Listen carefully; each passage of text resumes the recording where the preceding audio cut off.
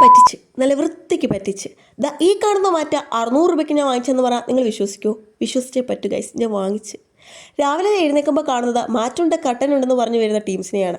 ആദ്യം തന്നെ വേണ്ടാന്ന് പറഞ്ഞു വിട്ടു, കാരണം ഉറക്കത്തിൻ്റെ ഹാങ് ഓവറാണ്. പിന്നെ ഞാൻ മുഖമൊക്കെ കഴുകിയിട്ട് ഒരു റൗണ്ട് അടിച്ച് വരുമ്പോൾ കാണുന്നത് ഇവർ തന്നെ താഴത്തെ വീടുകളിലൊക്കെ കൊടുക്കുന്നതാണ്. ആദ്യം വേണ്ടാന്ന് പറഞ്ഞാൽ ഞാൻ പോയ വള്ളി തിരിച്ചു വിളിച്ചു. ഇപ്പം ഞാൻ റിഗ്രറ്റ് അടിക്കുന്നു, കാരണം മീഷോയിലൊക്കെ നോക്കുമ്പം ഇതിന് 200-300 ആ ഒരു റേഞ്ചേ ഉള്ളൂ.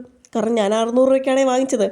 റൂം മേക്ക് ഓവർ ചെയ്യണമെന്ന് കുറേ നാളുകൊണ്ട് വിചാരിക്കുകയാണ്. അങ്ങനെയുള്ളൊരു സ്റ്റാർട്ടിംഗ് ആണ് നിങ്ങളാ കണ്ടത്. ഇങ്ങനെയാണ് എൻ്റെ സ്റ്റാർട്ടിംഗ് എങ്കിൽ ഞാൻ വീട് വിൽക്കേണ്ടി വരും. വീട്ടിൽ നിന്ന് എനിക്ക് കേൾക്കാൻ ബാക്കിയൊന്നുമില്ല. ഒരു സ്ക്വയർ ഫീറ്റിന് 160 വെച്ചിട്ടാണ് പറഞ്ഞത്. ഇവർ കാൽക്കുലേറ്റ് ചെയ്തൊക്കെ വന്നപ്പോഴത്തേക്കും എൻ്റെ ബഡ്ജറ്റിനേക്കാൾ മുകളിലാവുന്നു. അപ്പോൾ ആ ഒരു ബഡ്ജറ്റ് ഇല്ലാന്ന് പറഞ്ഞപ്പം അവർ 160 നേരെ 150 150 കുറച്ചപ്പോഴെങ്കിലും മണ്ടിയായി ഞാൻ അത് മനസ്സിലാക്കേണ്ടായിരുന്നു. എന്നെ പറ്റിച്ചുകൊണ്ടിരിക്കുകയായിരുന്നു. ഉറക്കപ്പിച്ചയാണോ ബ്രെയിൻ ഈസ് നോട്ട് ബ്രെയിനിങ് ആണോ നടത്തില്ല. ആ ഓഫർ ഞാൻ ആക്സെപ്റ്റ് ചെയ്തു. പിന്നെ എൻ്റെ വിഷമം കണ്ടിട്ട് കൂടുതലൊന്നും പറയാതെ അച്ഛൻ എന്നെയും കൂട്ടി കൂന്നിപ്പോയി. കുറച്ച് വീട്ടിലേക്ക് സാധനങ്ങൾ വാങ്ങണമായിരുന്നു. ഇനി നിങ്ങളുടെ വീട്ടിലേക്ക് ഇതുപോലെ മാറ്റ് കട്ടൻ മെത്ത എന്നൊക്കെ പറഞ്ഞു വരുന്ന എല്ലാവരും ജനറലൈസ് ചെയ്ത് പറയല്ല, കുറച്ച് പേര്. അപ്പോൾ നിങ്ങൾ ഒന്നാമത് ചെക്ക് ചെയ്യേണ്ടത് അതിൻ്റെ ക്വാളിറ്റി, 2 മാർക്കറ്റിലെ വില. എനിക്കിപ്പോൾ ഒരു മൂവി ഡയലോഗാണ് ഓർമ്മ വരുന്നത്.